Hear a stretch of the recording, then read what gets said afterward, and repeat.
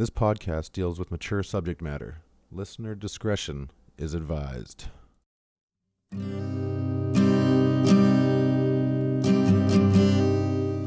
I couldn't imagine what it would be like to suffer from schizophrenia, to hear voices and see things that aren't really there, to be too scared to even mention it to a loved one because you fear the stigma that surrounds schizophrenia. You think people will just label you as crazy. What would you do if you were convinced that God was talking to you? What would you do if that God told you to kill someone? How can any of us truly understand that state of delusion? We can't, but the stigma that this still in this year, 2017, surrounds mental illness is disheartening to those who just want you to understand or just not give up on them and don't know how to ask for help.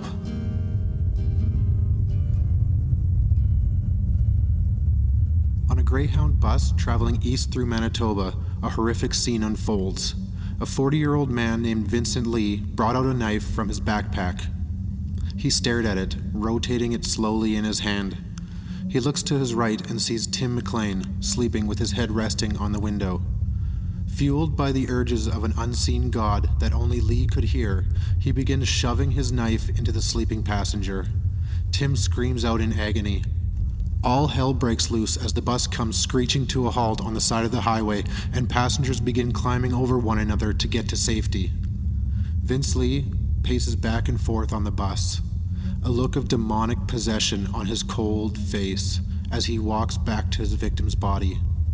Li bends down for a moment, and as he rises, he holds the severed head of Tim McLean and shows it off to all the horrified passengers on the side of the road. Let's take a step back and find out what led to this seemingly random attack. So open your eyes and gaze into the abyss as we delve deeper into Canada's Crawlspace.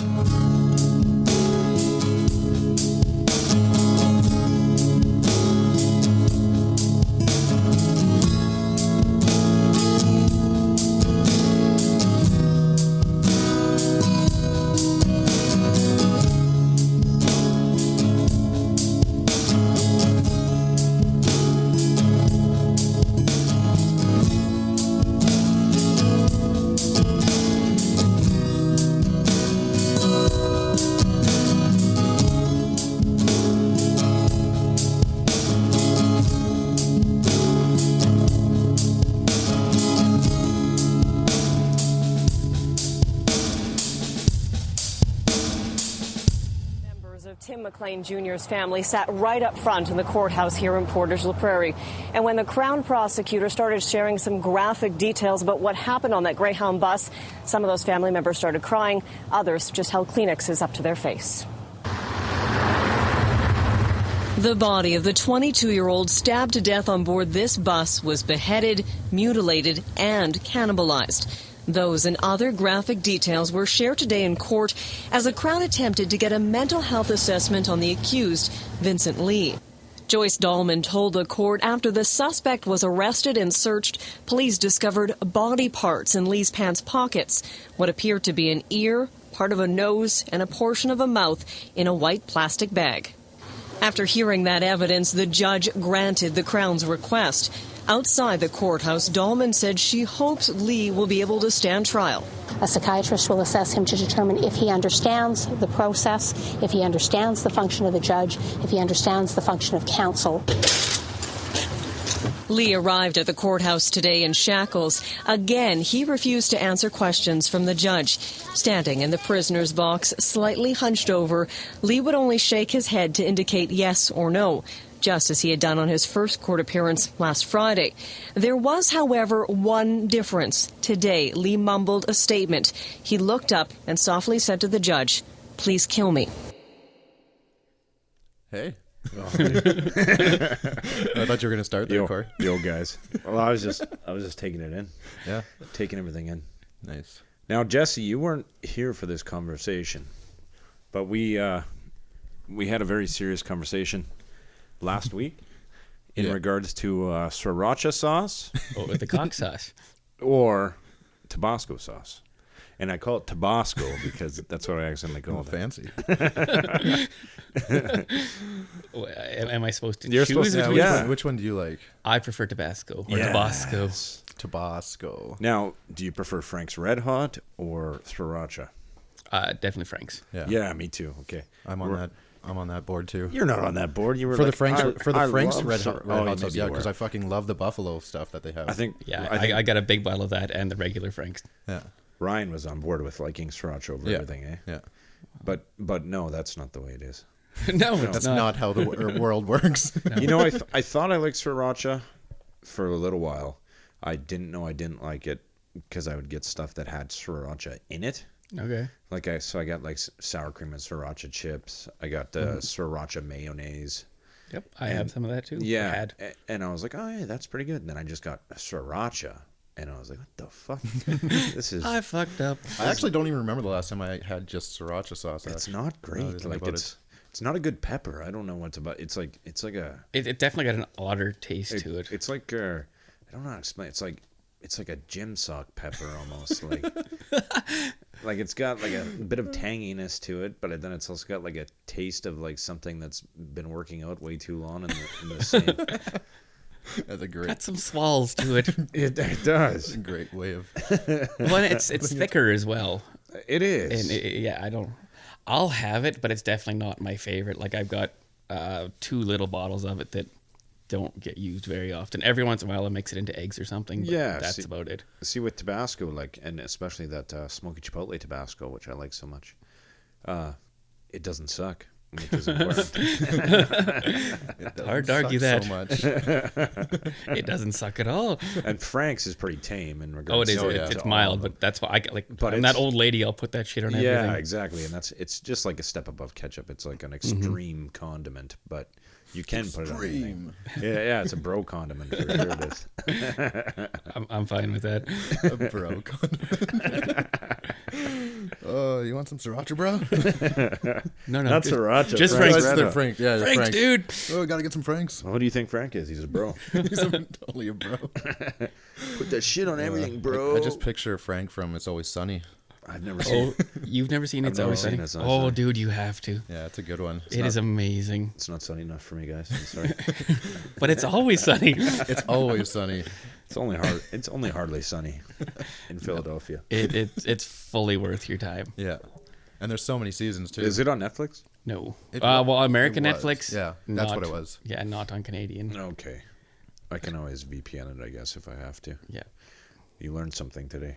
You can steal American Netflix.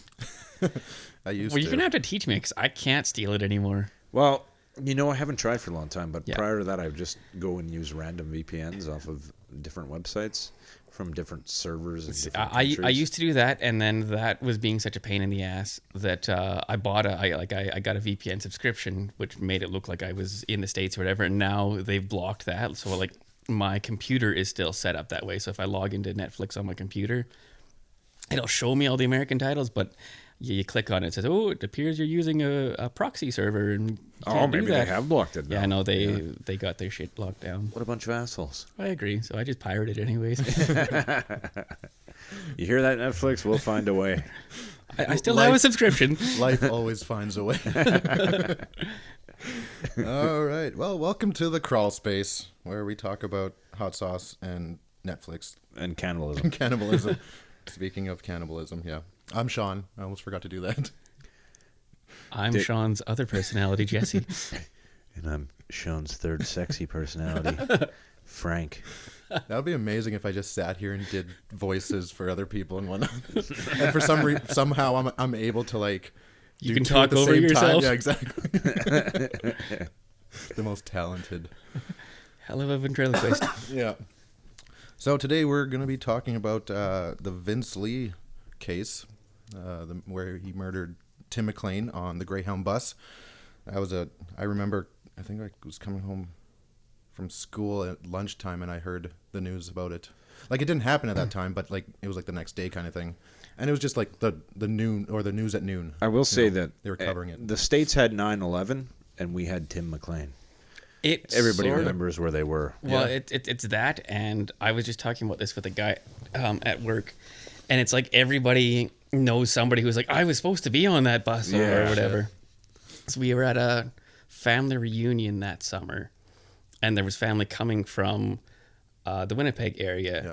And somebody's like, oh, you could have been on that bus, but the bus was going the other way. But it was just like, oh, that's what was in there. Yeah. And then I was talking about the fact that we were doing this podcast today with a guy at work, and he's like, yeah, I was supposed to be on that bus too. I was like, really? And he's like, well, no, I was going to Edmonton. And then we talked a little bit more, and he's like, well, no, it wasn't even that time. And then we talked a little bit more, and he's like, well, all you can say is I have rode a bus and went to Edmonton. That much is true. Yeah. Well, just like with any tragedy, you know, like if tragedy happens, there's always that one person that's like, oh my God, I rode that bus 3 weeks ago. That could have been me. It's just like people saying thoughts and prayers. It's like, what about me today? How can I make this about myself? There's nothing more self-important than the Facebook temporary profile banner. When you're putting the flag over. We are Orlando. Yeah. Or pray for Paris. Or I want to be Orlando Bloom. I've got friends that still have the Paris, the French flag up over there. I was like, you guys don't log on very often, do you? Maybe they just really care that much. Well, maybe or they don't care that much at all. They only go during tragedies, and they missed a few. Yeah, exactly. All right, well, let's get into it. Let's talk about who these people were. Tim McLean, he grew up outside of Winnipeg in the small community of Ellie. Is it Ellie? Yeah, Ellie, Manitoba. According to his lifelong friend, Tiffany LaBelle, quote, he didn't sit down.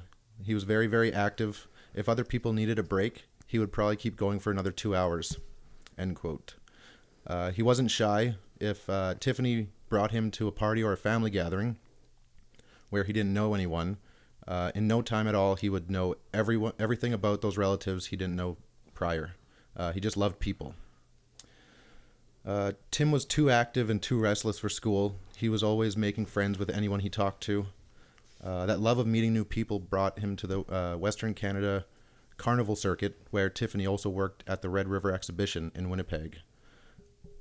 Tiffany told him to pack his bag for a week and jump on the Carnival Circuit with her, and he did. He had nothing else planned for that summer, I guess. So Tim, being an adventurous type of person, packed his bag, and what started as an impulse decision quickly turned into a passion of his. He was an excellent talker, was almost born to be a pitchman, and in no time, Tim was running his own games. I hate those people. Yeah, right? Let me tell you a story about a carny real quick. Okay. We were on one of those rides that go upside down and spin, and my buddy had change in his pocket. And the change, of course, fell onto the ground. And as we're spinning, you can see these fucking carnies just mass on this fucking change. Get out your magnets, boys. They're just grabbing all this change and shoving it. So then the ride stops and we get off, and the fuckers would not give that money back. Really? Yeah. I said, can my buddy get his money back? No. Find his keepers. I claimed it, salvage rights. Yeah. I said, you fucking carnies, I said, and then I just left. Don't go on that. They're going to loosen a bolt on my ride or something. So the friends he made while traveling with the carnival were a very tight-knit community of carnies who would work and party hard. In a good week, Tim would bring home $1,000 or more, but because you're basically living out of a suitcase, the money wouldn't last long, and then it would be on to the next town. He constantly was recording himself as he traveled with the carnival for his friends and family back home to watch and experience with him. He loved living freely and always moving from place to place. In his teens, Tim moved in with his father, Tim Sr., and stepmom, Nadine. They said his aspirations in life were always just to travel and experience as much as he could and meet as many people as possible. He told them one day he was going to be famous. His favorite mode of transportation was the Greyhound bus because it was cheap and he got to experience the vast roads in between the provinces. I've never enjoyed experiencing the highway roads. Yeah, I know. I even hate just road trips myself. Well, road trips, if you've got someone to talk to and you've got good music, it's all right. But like I did a whole lot of traveling in my younger years on the back of my dad's motorcycle where there's no one to talk to and you can't move and you can't do anything. It's just like, oh. This is going to be fun, son. Hop on. Okay, well, I can't say no. But I got to see lots of cool stuff. The hours spent between... It just sucked so bad. You can't sleep. You can't do anything. Actually, did get a bee in my helmet once. That sucked a lot. Holy Ooh, that crap. would have been interesting. Yeah, my mom and little brother were on the bike behind us, and they were picking up all the articles of clothing and I was throwing off, trying to get the bee out. Yeah. Sounds like you had a badass childhood. Just from a badass family. Did it sting you? Oh yeah, yeah. My ear swelled right up, and Was it a bee or a wasp? it was a bee. Well, I guess I can't say, but it swelled up like a bee sting more than a wasp sting. Was it still alive? Is the question. Oh, I don't know. Like as I was digging around trying to get it, I'm pretty sure I squished it and it came off with my glove. I was throwing my glove off, trying to take my helmet off. This is why the bees are dying out. Well, that one deserved it. Oh, that's funny. As a quick aside to the history of Tim McLean, Yeah, there you go.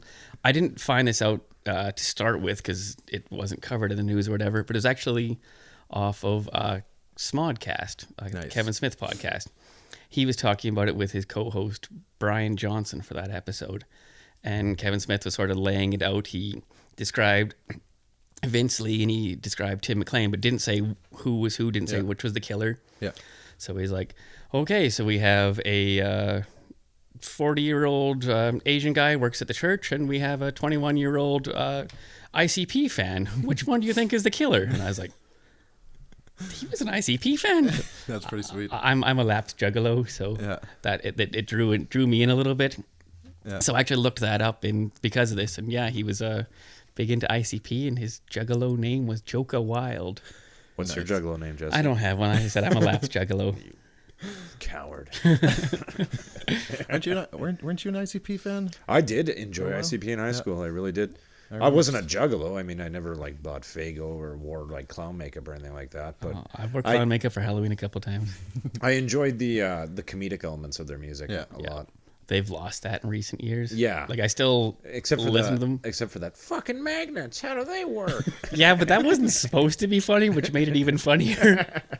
Yeah, but that thing made them so famous. They got so much attention off of that fucking magnets. How do they work? Oh yes. Well, I mean, I think their prime was back in the dating game. Oh yeah, days. Like yeah. The Great Malenko era. Yeah. That was when I listened to them. See, that was before me even. I got on the album after that, the Amazing Jekyll Brothers, and then moved backwards and I think forwards that was the with first them. one that I heard too.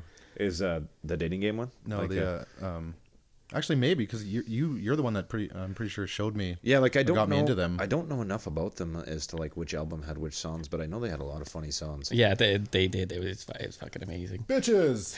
Yeah. Oh, yeah. And then when they had that feud with Eminem, that was good too. Yeah. Eminem won, but still awesome. I don't know if Eminem won because they made that Slim Anus song that was hilarious. Yeah, but they were taking his song and putting it back. forgot Like, It was so much better that way. Totally forgot about that. then they did But that. then he pulled a gun on them though, right? Well, no, he pulled a gun on a sort of associate of theirs or whatever, and ended up he got charged for it and had to pay some money, but it didn't turn into anything. He's a little more successful than they are. Oh, I would definitely agree with that. But It was entertaining because I liked both of them, so I was just like, I kind of hate seeing them fight, but I kind of love it at the same time. I will say that the one ICP member has had a goatee for how long now? Like the fatter one. Yeah, Violent J. Yeah, Violent J, and he's had a goatee for years, and it took Eminem like 45 years to grow like Just as a- Yeah, he's got his stubble. some beard stubble, and it looks like he fucking like sprayed it on too. It doesn't even look natural. Either the face behind the beard is fucked up, or the beard itself is like not right. Or it's just he goes to like pays a bunch of money to have somebody sculpt it perfectly. Yeah, you know, that's because probably right. the lines are super like Well, straight and yeah, everything. perfectly coiffed. Yeah. And it's like 2 days stubble too, so he paid like $200 to have somebody like fix his stubble. Yeah. But I guess 2 days stubble for us is like is a good like 15 years for Eminem. Yeah, I can't really talk either. All right, let's learn about Vince Li. Vince Li was born in Dandong. I don't know how to talk or speak Chinese words. So Or Mandarin. Laon Did you just say ding dong? Dandong. Damn dong. Okay. That's exactly what it is. Damn dong. Liaoning Jing, China. Liaoning? There we go. That's probably right. I don't don't know. China on April 30th, 1968. In 1992, he graduated from the University of Wuhan Institute of Technology with a Bachelor of Science degree in computers. Was that the same place as Luca Magnotta's victim was. He was from Wuhan. I remember that. That is a good question. Yeah. Yeah, I don't know. Okay. I should have probably checked that up before. Way to bring it up and nobody have an answer for it. Anybody got any information on this? No? Okay. Between 1994 and 1998, Li worked in Beijing as a computer software engineer. He immigrated to Canada on June 11, 2001. Some newspapers had incorrectly reported it to be 2004. He became a Canadian citizen on November 7, 2006. Dr. Stanley Yarin said that Li had been previously hospitalized in 2003 or 2004 after an incident with the Ontario Provincial Police, and I couldn't find anything on that. I wanted to find out why he was back then, you know? You'd think somebody would have reported on that, because you'd think you could tie that in pretty well. Yeah. It's hard to find past information, though, really, if you think, because, I mean, we did another one where it was like talking about... no, maybe I'm just going crazy. Are you hearing voices? I'm hearing voices. We didn't do another one. I'm thinking of something else entirely different, where I tried to find like backstory on somebody's past criminal records and couldn't find anything. So yeah, they kind of like bury everything pretty well when they want somebody to. But it seems like that would be something that would come to light in light of a time like this. Like look at how much information is out there on the what's it called? The Milgard case. There was like nothing really that I could have used. I needed my uncle to send me links to the actual provincial court files and everything that are just on the government of Canada websites. Mm-hmm. So I was able to find all the transcripts and everything from the cases or trials and everything there. So. But I would have never found that, you know, and that case would have been very small. Well, especially when we're dealing with Canadian crimes, like the information is always going to be so much less dominant and available. Yeah. With the States, you got like 50,000 different agencies reporting on this same news. Yeah. With Canada, you have like CBC, CTV, Global News, and that's it. Mm-hmm. All right. Li worked menial jobs in Winnipeg at Grand Memorial Church for 6 months to support his wife Anna. Pastor Tom Castor, Li's employer, said he seemed happy to have a job and was committed to doing it well, despite the language barrier. Castor told CTV Winnipeg, quote, "I think he would occasionally feel frustrated with not being able to communicate or understand, but we have a very patient staff and he seemed to respond well," end quote. Castor also said Li didn't show any signs of anger issues or any other trouble before he quit in the spring of 2005. He then worked as a forklift operator while his wife was a waitress. In 2006, Li abruptly left his wife alone in Winnipeg and moved to Edmonton until she could join him later. In Edmonton, his jobs included service at a Walmart, a fast food restaurant, and he delivered newspapers. His delivery boss, Vincent Augert, described Li as reliable, hardworking, and never showed signs of trouble. 4 weeks prior to July 30th, 2008, Vince Li was fired from his job at Walmart following a disagreement with other employees. That's something we have in common. I was also fired from Walmart. Wow. Hearing voices and fired from Walmart. Watch out for him, Sean. I didn't stop it yet. Okay. The parts where he's working menial jobs and stuff, it makes you wonder like whether he got his computer programming a job in Canada, if maybe having more access to stuff through like a bigger company or a better company, whether his schizophrenia would have been diagnosed earlier and whether it could have done something. But him being stuck at a job with probably very little benefits, he's got nothing. And that's always the issue when they immigrate over, right? Anything that they've learned. Well, hardly anything transfers over. It doesn't. No. So you've got like in Saskatoon, you've got fucking doctors that are driving taxis and lawyers that are flipping burgers because it just means nothing here. Yeah, their degrees. When I remember when I got my thumb stitched up because I fucking cut it on a utility knife, and I went to the Mediclinic, and there was this doctor from Sudan, I think. I feel like it was that. It was there. But anyways, he was like a field doctor where he would like be pulling bullets out of people or like reattaching fingers. So he jumped in on that because he hadn't sutured anybody in a long time. And he was like, I want to do this. Let me. I think he's still there too. Super cool doctor. Sweet. Yeah. It might be that. Is that the Laurier Drive one? But yeah, he had to go back to school. That's why I brought it up. He had to Yeah. go back to school when he got here. So he wasn't a surgeon or anything anymore. See, and that's the He's just issue. A medical doctor. It costs so much to get here. By the time they get here and they get settled, they don't have money to get their recertification through our school, so then they got to go and work these shit jobs and save up so that they can. Well, and then you've got, I don't know if you have to do like the full 7 years, but still that's another, if you do, that's another 7 years out of your life to get back to where you were. Crazy. All right, let's hear from some witnesses.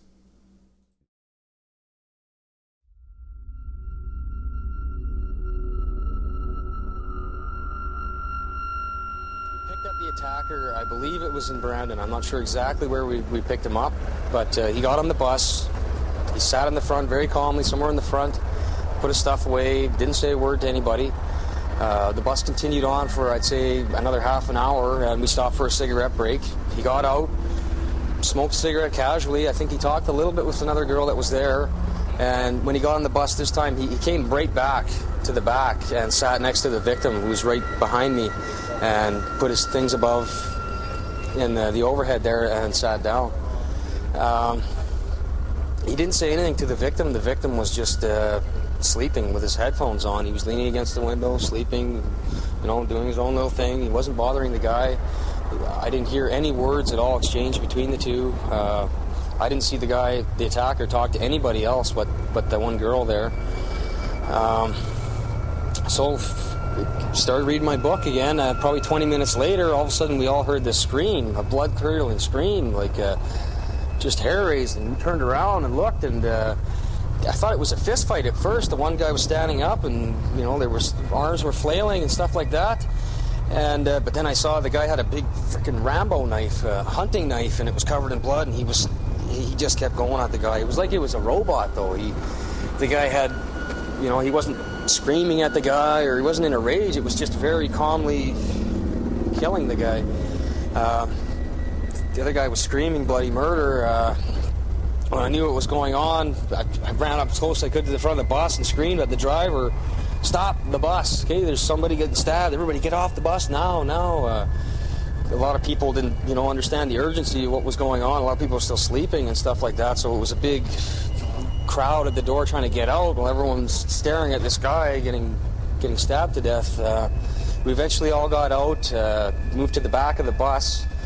Me and the Greyhound driver and a trucker that had stopped, seeing people running out of the bus, figured there was trouble. He stopped, and he came out with a pry bar and some other weapons, I guess, and the three of us entered the bus to see if the victim was still alive, or if there was something that we could do, what was going on in there. And we saw the guy was over top of him, and he was clearly cutting the guy's head off and gutting him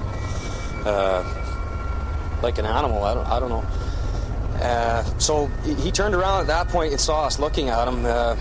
He started moving toward us. We all jumped off the bus. The three of us jumped off the bus, and the bus driver tried to shut the door, but the guy was already at the door before that, and he was slashing at us. He had his hands out the door. He was trying to pry the door open, and I was sitting there holding the door shut while this, he's slashing at us, and the driver's trying to push the button closed. The attacker ended up getting a good push in there and pushed back, and his arm came out too far. The both of us ran around the bus and came back around again. We didn't want to lose sight of him, so looked under the bus to see if his feet were there, and he wasn't there, so he was still in the bus. So we ran up, pushed the closed door. He was stuck on the bus. Three of us sat there against the door, waiting for him to come out. He kept coming to the front and trying to push the buttons to get out. He went into the driver's seat, and it looked like he was starting the bus. We yelled at the bus driver, he's gonna take off in the bus. So the bus driver disabled it somehow. I'm not sure how he did it, but he came back and said, he's not going anywhere. At that point, we were still all guarding the door, and we watched him return back to the victim. We went around to the front of the bus to see what was going on, and that's when he brought the head up, and he came right calmly right towards us with the knife in one hand and the head in the other. And the three of us were just standing there in shock, and he just calmly looked at us with sunglasses on, dropped the head in front of us like it was no big deal.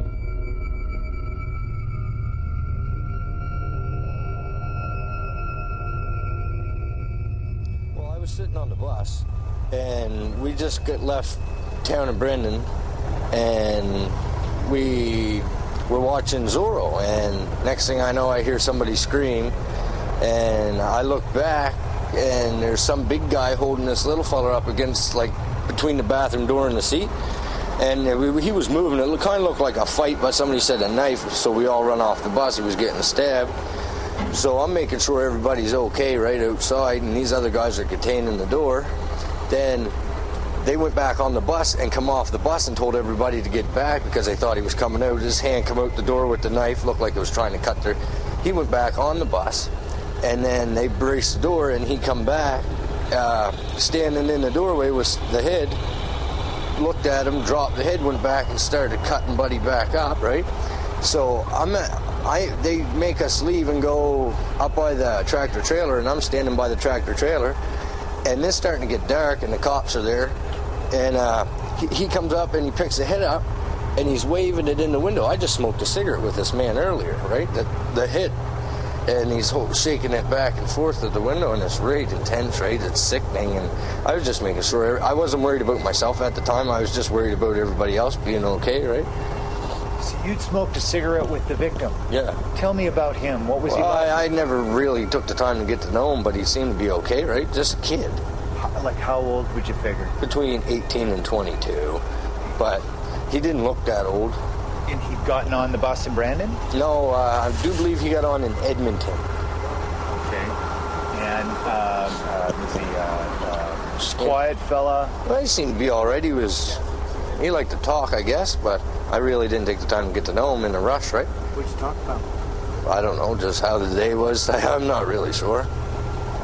You've seen something that I don't think a handful of people in the whole world have seen. Tell me what it's like to see a man who's just killed somebody holding up the human's head. That's disturbing. I laid down in bed tonight at about 4 o'clock. Thought I'd go to sleep for an hour because I've been up just stressing, right? Making sure everybody's all right. And I closed my eyes and I seen him in the window there just like a madman. I couldn't see really what his face looked like, but he was wearing a black shirt and he was a tank, right? Holding his head up in the window like he's right in his right mind, taunting the cops with it. I was like, oh yeah, really? But it was just disturbing. And there's children and old ladies, like older senior citizens and stuff that was on that bus. I'm not worried about myself. I got to worry about them, right? And the police showed up fairly quickly? Yeah, they were pretty quick. I'm not sure how long, 15, 20 minutes maybe, but that's quite a little hike away. That's an hour out of town. I'm not really sure how long it was, but they got there quicker than what I thought they'd be there. What are you feeling right now? I mean, this is a few hours now, and you've had a time to get a coffee, and you can't be relaxed, but how are you feeling? Sad for the family of the young fella. I feel sad for the people that's in here because not very many people ever see somebody be decapitated, right? Or experience what we've experienced, because we were just going home and going to a vacation or whatever, and somebody got murdered on our bus that we could have probably talked to and not know it, right?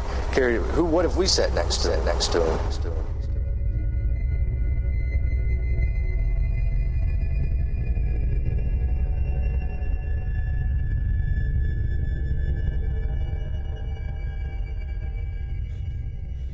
So how did these two people end up on this bus? Because that's what I'm going to get into, but it is like crazy how everything that led up to it, you know? Like Tim was working for the carnival at the time, you know, and Vince was, I'll just read it. It's probably better than me trying to explain it like this. All right, so by age 22, Tim McLean had found the place where he wanted to move to, British Columbia. Near the end of July 2008, he was working the Klondike Days Festival in Edmonton, Alberta. The carnival would be heading to Regina, Saskatchewan next, but instead of following the carnival to Regina, Tim decided to book a bus ticket home to Winnipeg so he could make arrangements to pack up and move to BC.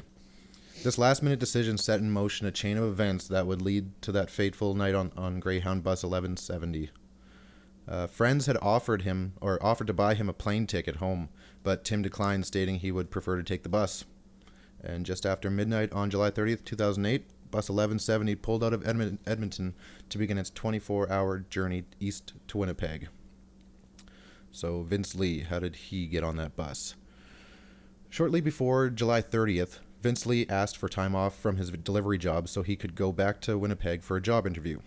At 12:05 p.m. on July 28th, Li boards a Greyhound bus in Edmonton bound for Winnipeg. So that's 2 days before Tim McLean got on the bus, right? Li boards Edmonton bound for Winnipeg. His original plan was to go straight through to Winnipeg, but on July 29th, around 6 p.m., Li got off the bus in Erickson, Manitoba, with at least 3 pieces of luggage. A typical bus trip from Edmonton to Winnipeg took around 18 hours. Or no, I think it should be Edmonton to Erickson, be 18 hours.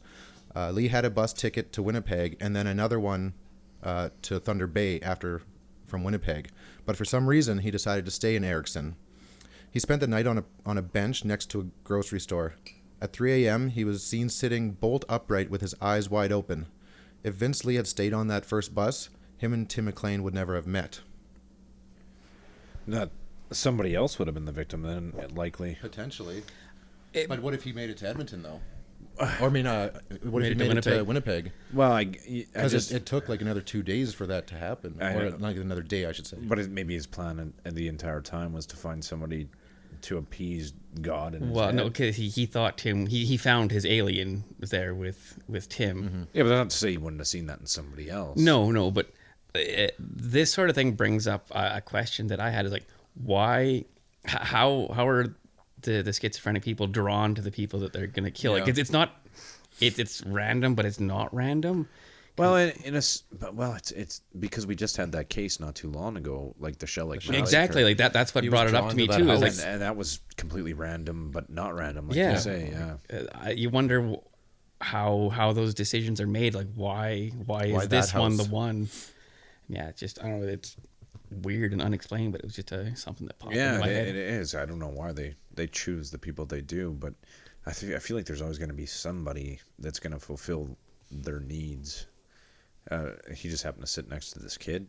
He moved to the back of the bus. Exactly. Yeah. Like he didn't sit beside him before, and they had to smoke, and then he went directly to the back. Yeah, with him. We'll hear about that in the murder scene. Oops, sorry. Well, fuck you.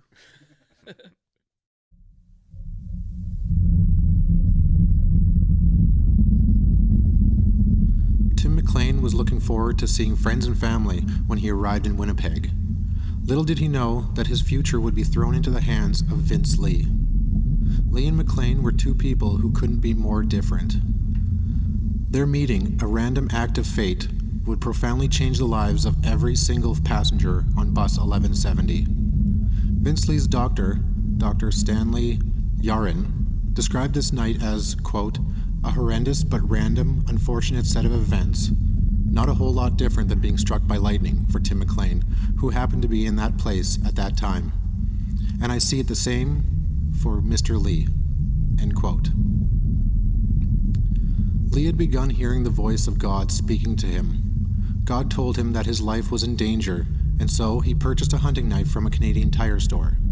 God told him, people will try to kill you. He buys a bus ticket to Winnipeg and ends up staying in Erickson, Manitoba, on a bench next to a store. Li was unsure whether the voice wanted him to stay or leave Erickson the next day. He made a crucial decision to get onto Greyhound bus 1170 when it rolled through the town. He took a seat at the front of the bus. He sat quietly, staring into the space with his sunglasses on. At this point, Tim McLean and the other passengers had been traveling for almost 18 hours from Edmonton. They were tired and bored. Many slept to pass the time. Tim McLean was seated in the second last row of the bus. Stephen Allison and his wife were on their way from the Northwest Territories to start college in Winnipeg. Stephen said that from Edmonton, he had a bad feeling in his stomach. He was convinced that something was going to happen. He didn't know what, but he just felt something. In Brandon, Manitoba, the bus stops for a meal break. Vince Li leaves the bus for the break, but when he got back on, he walked slowly past his original seat and headed for the back of the bus. He looked at every single set of eyes as he passed each passenger. He stopped at Stephen Allison's row and took a seat across from Stephen and his wife, next to Tim McLean. Stephen said his stomach began turning in anxiety-driven knots. He thought there was just something about this man. When asked by his doctor why Li chose that seat, he said it was simply because Tim gave him a friendly acknowledgement as he walked by. Tim fell back asleep as Vince Li stared blankly forward. A while later, into the last stretch of the bus trip, as the sun began its descent, leaving the Manitoba highway in darkness, Vince Li was described as rocking gently in his seat, whispering something to himself. The bus was dark and quiet. The only light was the warm glow of the TVs as the passengers watched The Mask of Zorro. Vince Li became fixated on his seatmate, Tim McLean. Yes, him. The voice was becoming stronger, more urgent, and more dire in his head. God told him, Kill him. Stephen Allison saw Li take out the hunting knife from his luggage and began rotating it, staring at all sides of the knife.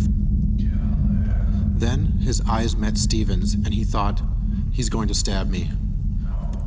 But without notice, Vince Li turns to his right and begins plunging the knife into the sleeping Tim McLean.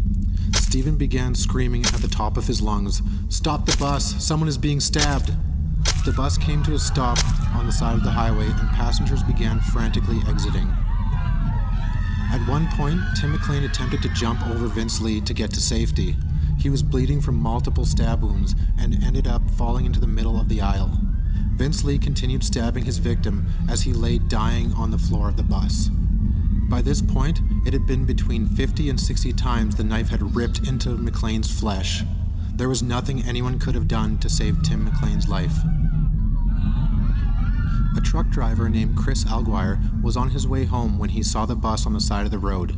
He noticed the commotion, people on the side of the road screaming and others struggling to get off to safety. He pulls his semi over behind the bus to see what was going on and maybe lend a hand. One passenger called out to him, "Someone is being stabbed to death on the bus." Chris grabbed a heavy metal bar from the back of his truck. Him and another man entered the bus to confront Vincent Li. Li said nothing to them. He stared at Chris with an emptiness in his eyes. He put his focus back to the lifeless body of Tim McLean and knelt down next to it. He took his knife and began slicing away at Tim's neck. The two men watched in horror as Vince Li began to sever the head of Tim McLean from his body. Li stands up, hands covered in blood, knife in one hand and his victim's head in the other. He began walking slowly up the aisle towards the two men. Armed with just the metal pipe, Alguire and the other man backed up out of the bus and attempted to barricade the door. No police have arrived at this point, and they did not want Li to escape the bus and potentially hurt someone else. Li walked up to the door and raised the head to the window. Chris Alguire was almost face to face to the severed head. Only the glass of the bus door separated them. Vince Li walked up and down the bus aisle with the head, showing it off as if it were a prize. God told Vincent to move the body as far away as possible so that it didn't come back to life to attack him. He was instructed to dismember the body. He severed multiple limbs, hands, fingers, ears. He cut out Tim McLean's eyes and ate them. He ate a large portion of his heart and several other pieces that he would cut and rip off the body to cannibalize. The scene was what nightmares are made of.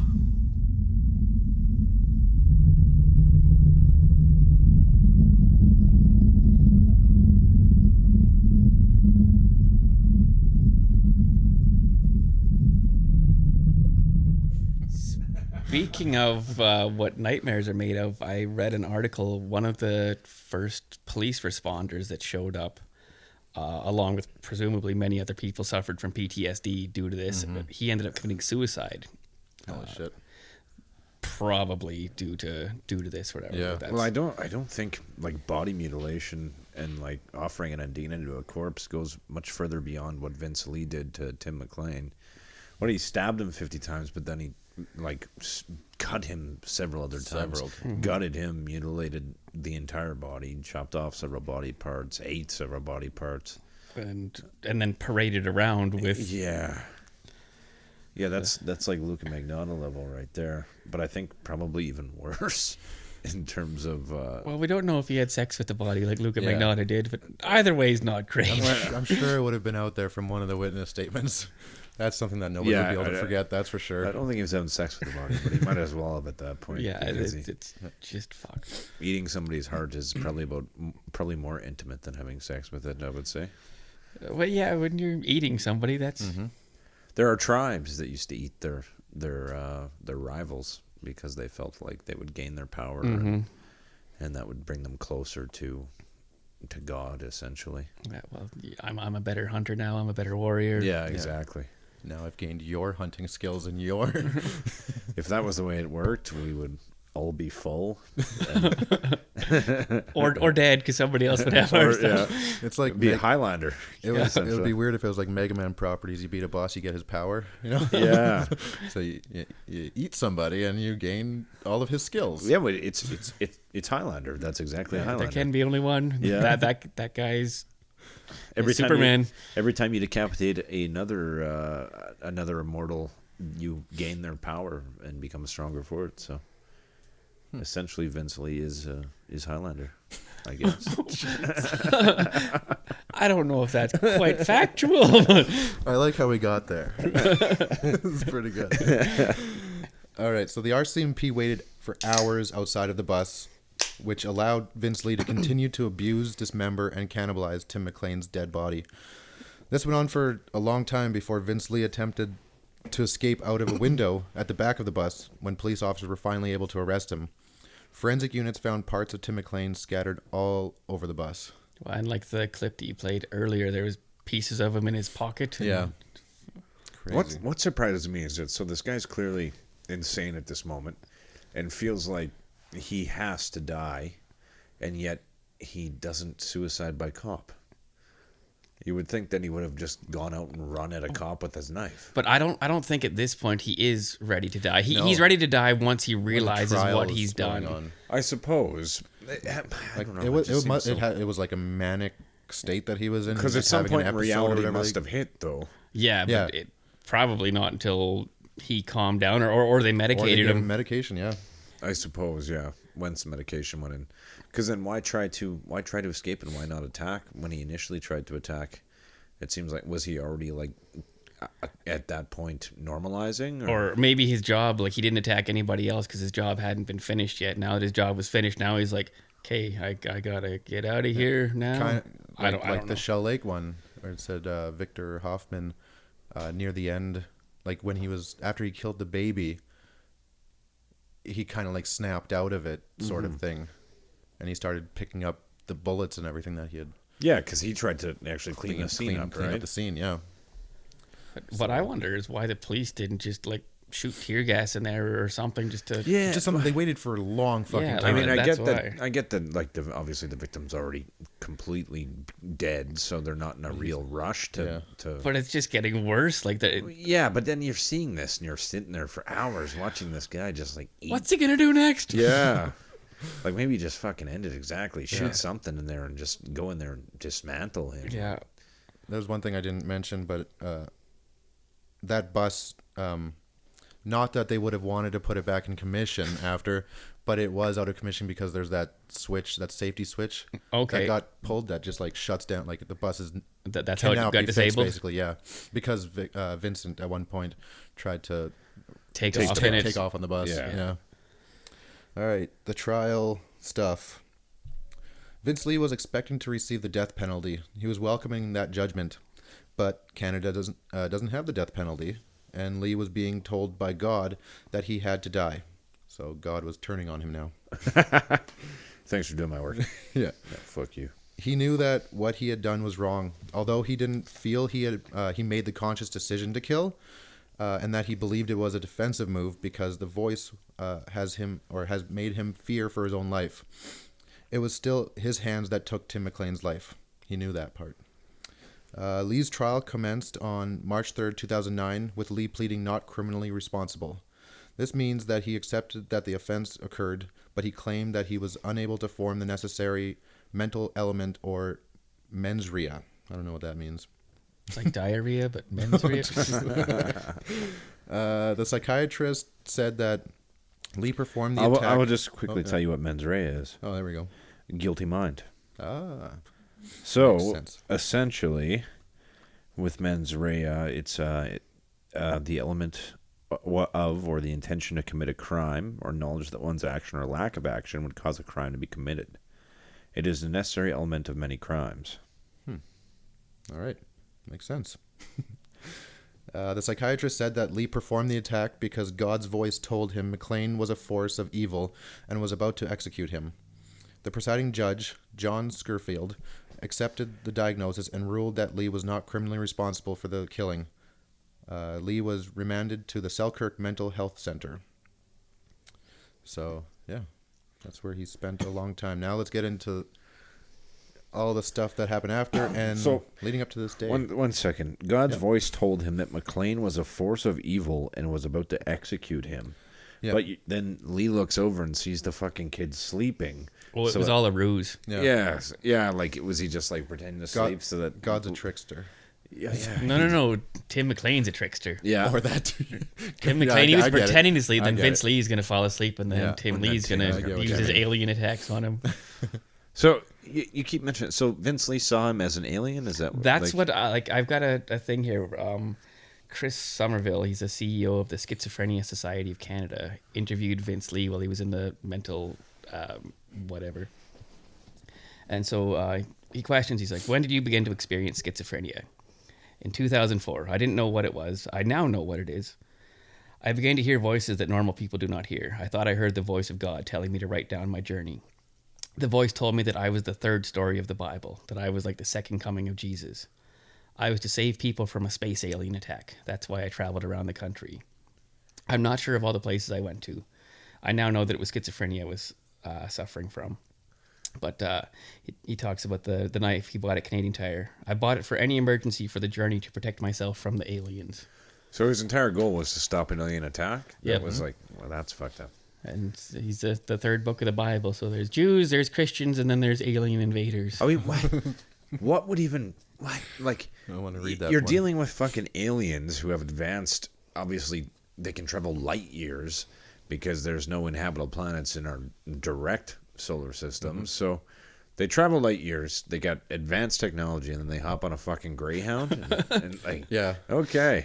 You got to be nondescript when you're an alien. Yeah. What do you guys actually... I know this is off topic now, but I'm interested in aliens and stuff. What do you guys actually think of aliens? Do you think they've ever been here?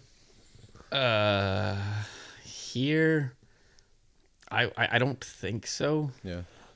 Do I think there are aliens? I think there's a good possibility of it. Very it. big possibility, yep. I mean, I think it's not only a possibility, but an inevitability that there's life in this universe aside from us. Yeah, we can't be the only planet in that Goldilocks. And there's no way we are. There's no way we are, because we discover planets every day that are inhabitable. We see they have the means to be inhabited by like any organism. Yeah. So all it takes is one wrong thing, though, to make it so that life isn't going to... It does, but that's not to say that life has... Oh, yeah, I'm not disagreeing with you. I'm just saying that could be why... Because some planets that are uninhabited could have been inhabited billions of years ago. Mm-hmm. Like, because, I mean, our life cycle is fairly young in terms of our solar system on this Earth.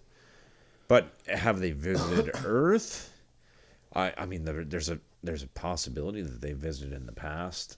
And, I mean, they show all these ancient hieroglyphs that show, like...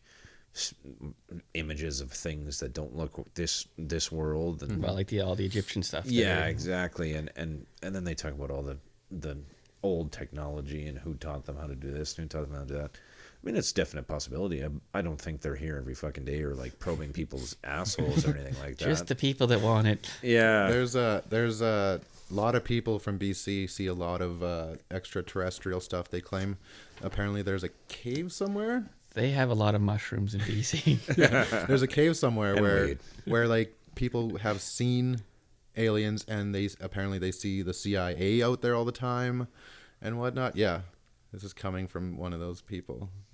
Well, as long as they're having fun. It's a friend of a friend kind of thing. And I'm like, this guy has been living in the bush for a long time just by himself. Yeah. He might not.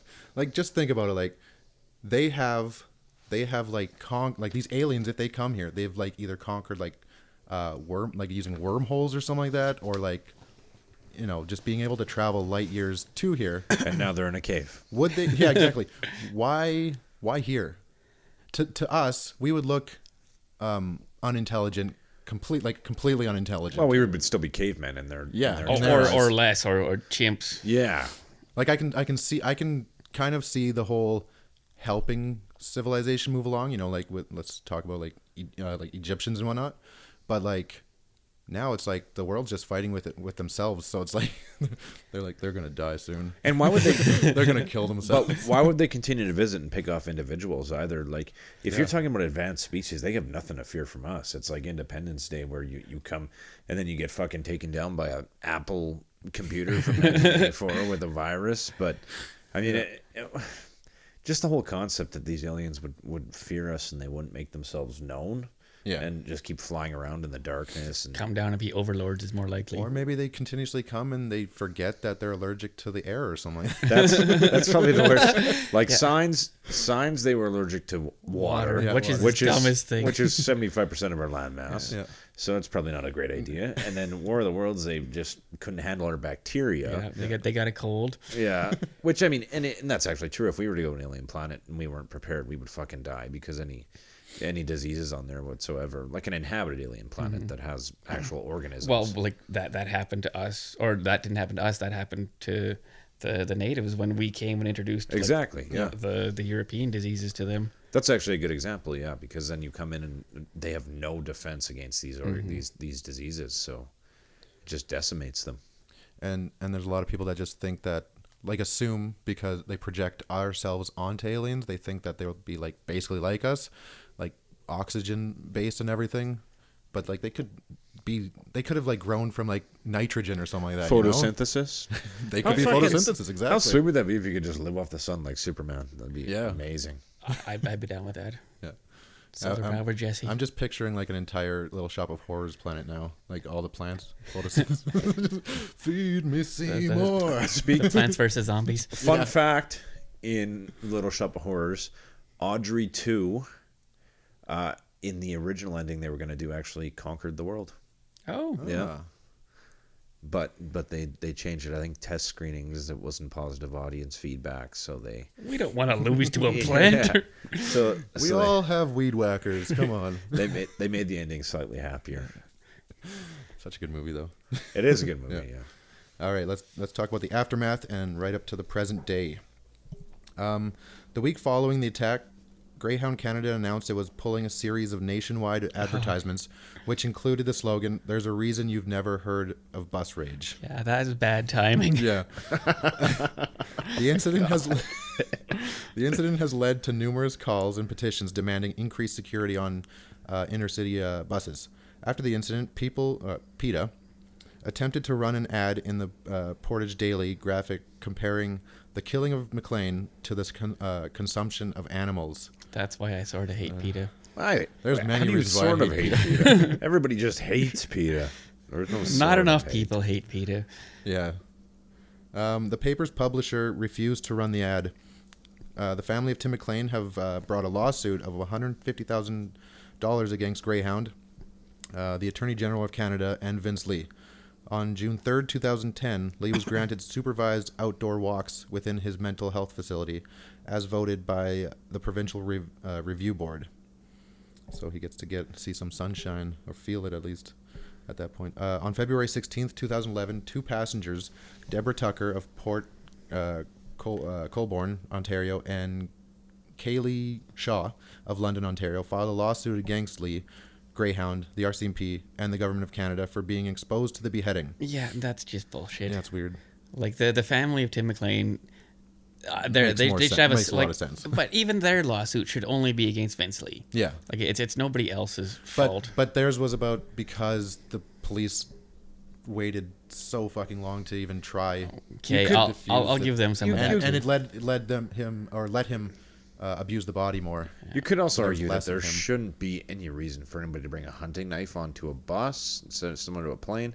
Why would you ever need a hunting knife on a bus? If you see a deer on the side of the road, Yeah. I found some roadkill. and you want to do it like barbarian style. So I think that would lead to and I think I don't disagree that bus travel should be restricted just like air travel. Like you shouldn't be bringing knives onto a bus.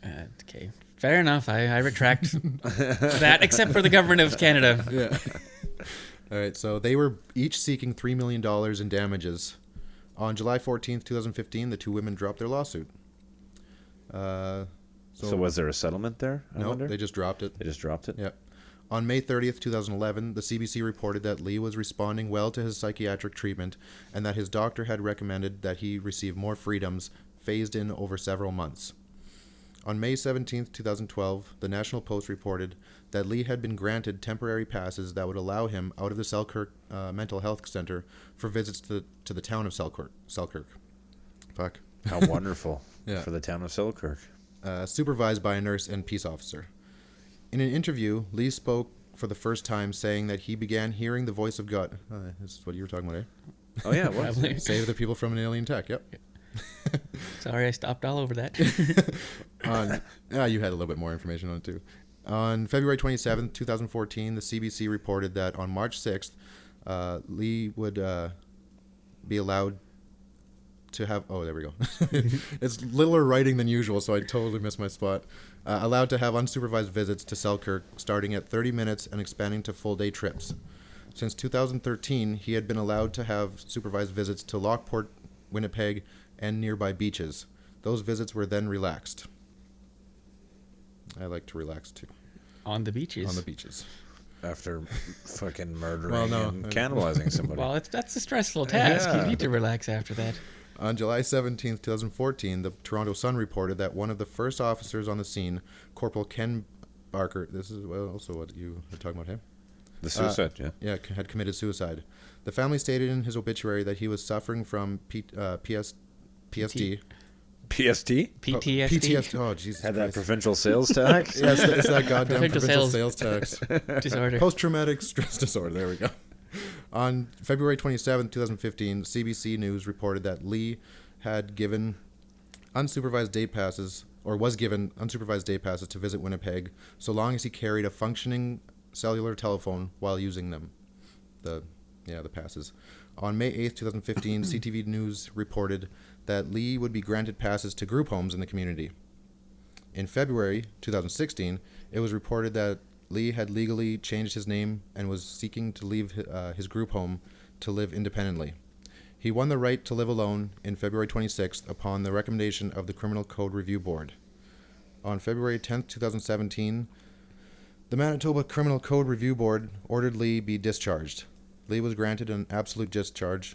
There will be no legal obligations or restrictions pertaining to Li's independent living. Which is fucked. So he's out, and he's living on his own. So he's not even on probation. And he's got a new name. There's no requirements for him. Well, and that's the scariest part. Like, I understand he's whatever, reacting well to his treatment or whatever, and he feels remorse and stuff, but the fact that there's no sort of safeguards in place is sort of I don't, I agree that you can't live in a psychiatric center forever if you are getting better and you're taking medication, but I honestly think that he should have supervision. People should be coming to check on him, make sure he's definitely taking check-ins at least, because he just missed a week of medication and you're hearing voices again. Well, that's the problem. It could be less than a week too. It could be 3 days, 2 days. Yeah, it depends on how he is and how he reacts to stuff. So prior to this episode with Tim McLean, was he a diagnosed schizophrenic? Was he on he was on medication? No, right? he didn't know he had anything until after the fact. Okay. He started hearing voices in 2004, but he just didn't know what it was. So he wasn't actually diagnosed as schizophrenic or given medication until after this attack occurred. Yes. Okay, because I had heard a conflicting thing at one point. Well, I'd heard that too. That people had said he went off his meds. Yes, he'd never been on meds before. I didn't read anything about him going off his meds. Yeah, it was people that were saying that, but it wasn't actually people that were involved with the case at all. That's what I'd initially heard. So, I mean, that does change things a little bit if he hadn't had access to medication before and he was hearing these voices. And I mean, I guess if you're fucking crazy and you're not gonna be like, I better go see a doctor. I'm hearing God. Well, Sorry, go ahead. Well, no, it's just you have no reason to believe that God's not talking to you if you're insane, I guess. Which brings up another question that popped up in my head today. What do atheists hear? Like what? Atheist schizophrenics? Yeah, like is this, they're not relating it to God or the devil or whatever. Like if you haven't been brought up with religion at all, like other religions, you'll have different deities or demons or whatever. But if you've got no notion of God or whatever, what do you hear? It's just a voice being like, nothing happens to you when you die. But like I was just wondering that. I was like, that's actually a very great good question. Yeah. What does happen with an atheist? Because it's not like God was talking to me or Satan told me to do this. A lot of people like become like schizophrenia will be triggered in them because of religion a lot of the time. it'll have a basis in it. Yeah. But I bet you there are atheist schizophrenics. Oh, there must be like, more than I'd say. If you're an atheist schizophrenic out there, what do you hear?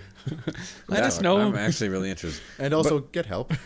But I mean, similar, like, you know, with multiple personality disorder, I mean, that can also happen in schizophrenia, where it's not necessarily a deity or anything that speaks to you. It's just another person, another. But it seems like all of the people that go on with killing it's is like God or yeah.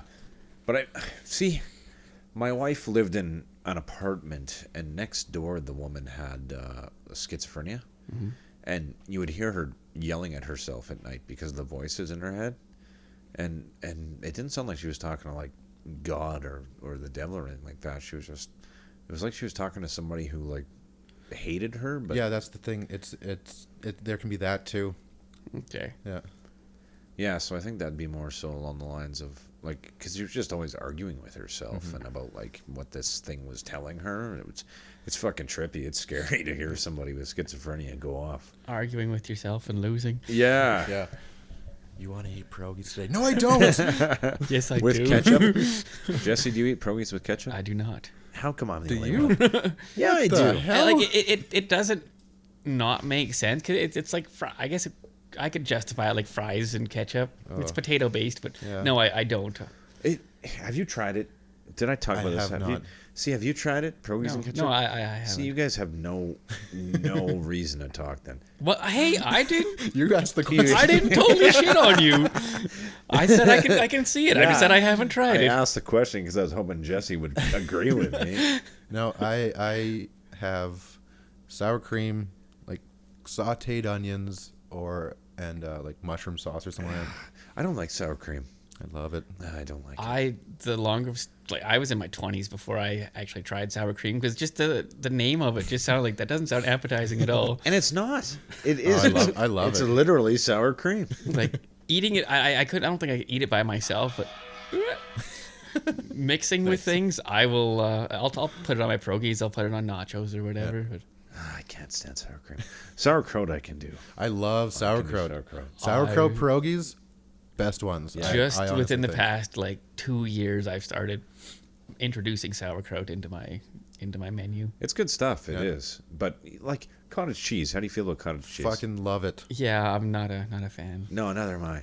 And I feel like cottage cheese is on a level of sour cream. It's like, just so you guys, this will probably gross everybody out because it grosses everybody else out. But whenever I go shopping for groceries and I'm hungry, I'll always buy like one of those 500 milligram things of cottage cheese or milliliter of cottage cheese. And as soon as I get home, I grab a fork and I fucking just down the whole thing in one sitting. I know, not lots of people, but I know people that do that too. Oh, people are just like, gross. You know, I don't think the whole thing. I think I liked. There's two things: cottage cheese and pork rinds. Now, when I was a little kid and I'd eat pork rinds, I enjoyed it a lot. Mm-hmm. And then when I got older, I was like, I haven't had fucking pork rinds in forever. Oh, this is gonna be delicious. And I bought them, and I was like, fuck. I was like, this is disgusting. And that sandy feeling in your mouth. And that same thing happened with cottage cheese. I remember as a kid, I had really enjoyed cottage cheese, and then I bought. I'm like, oh fuck, I can really go for cottage cheese. So I bought it, and I'm like, God, what the fuck is this? This isn't even food. This isn't even a food item. You have to get one of the name brand ones, like the Dairyland or Foremost. Those ones are actually good. but like the knockoff, like Great Value or I'd never Compliments, buy that. I'd terrible. never buy It is awful. What is cottage cheese? Why is it cottage cheese? Cheese that's been cottaged. I don't know the answer to that. What kind of cheese is it, and why? I have no clue. I've never really looked into it. It must be milk that goes bad, and then just that's what it looks like. I'll have it in like lasagna or whatever, but yeah, I won't just go eat 500 milliliters of it like Sean will. How do you feel about Parmesan? Love it. Yeah, I don't mind it. My little boy loves it. Loves it.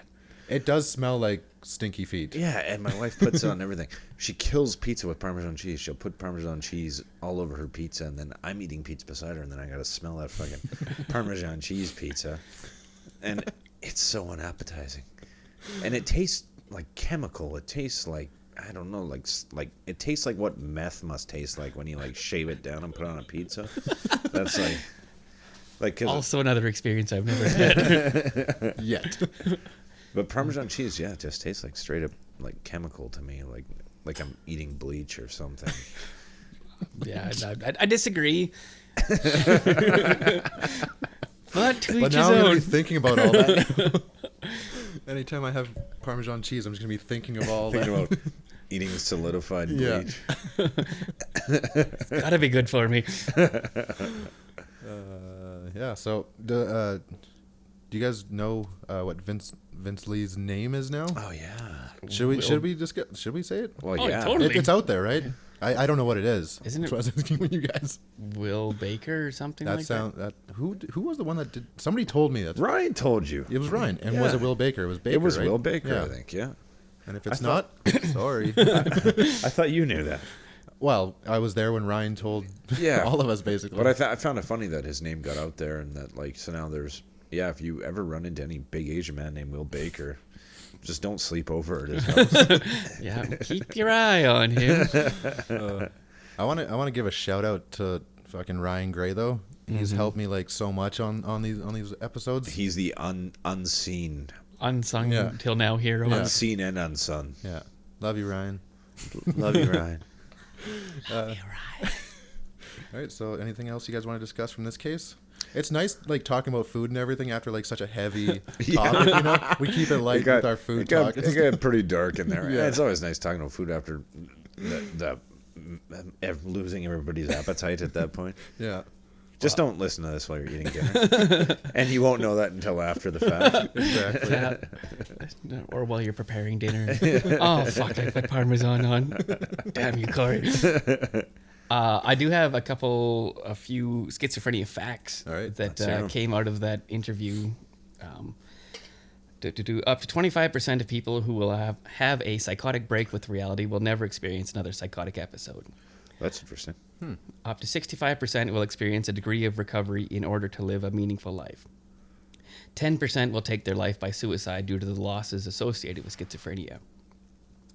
Of the 300,000 people in Canada who live with some form of schizophrenia, which is a really high number, That is a high number. the vast majority lead quiet, law-abiding lives hoping for some quality of life. People living with schizophrenia are more likely to be victims of violence rather than being perpetrators of violence. I could see that because Yeah. you'd be like, look at that fucking weirdo, and then hit them because we're animals. But that 300,000 is actually an incredibly large number Out considering our of population. what, 30 million or so? I think it's 40 something, but But still, like Yeah. that's quite high. yeah. Like, how does your brain do that to you? Like, why? And it's like personalities you don't even know you've made up in your own head. It's insanity, I guess. It's so weird.